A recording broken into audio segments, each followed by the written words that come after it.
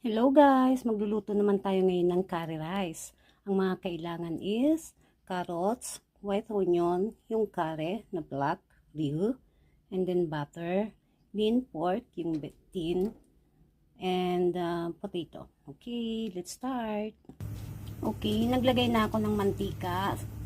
Ipiprito natin muna. First, ang baboy, then second natin yung carrots, at sibuyas at saka yung patatas. Okay.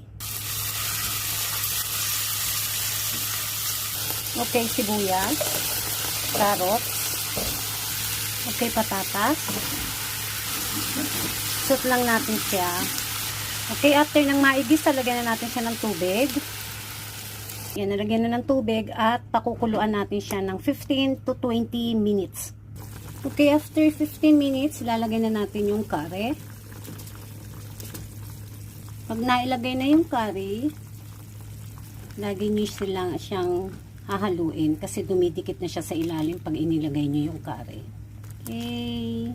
At kung matabang pa sa inyo yung isang pack, pwede naman kayo uling magdagdag, mag-broke na lang kayo, dagdag na lang kayo. Takin okay na yung isang pack na yun.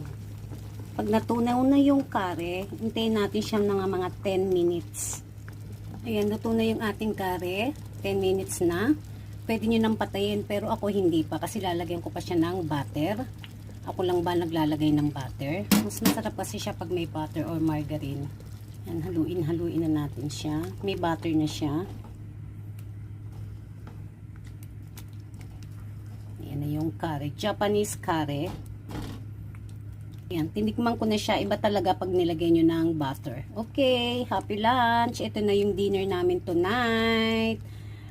Bye-bye. Thanks for watching.